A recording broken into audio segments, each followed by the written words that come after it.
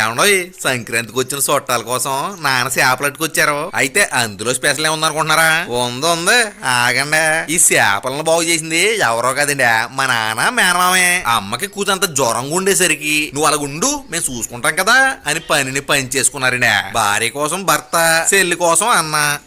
Emotions మా వాళ్ళు పల్లెటూరు వాళ్ళు, పైగా ఆ కాలం వాళ్ళు. వీళ్ళ మధ్యన అన్యోన్యమైన ప్రేమలో బంధాలు, బంధుత్వాలు, సంబంధాలు, అనుబంధాలు ఇవన్నీ చాలా సహజ సిద్ధం. మా ఇంటికి వచ్చారు ఇంకా చుట్టాలే, వాళ్ళ కోసం తెచ్చాము మేం చేపనే, మా వాళ్ళిలా చేశారే, చేపను చేశారే, బాగా చేశారే.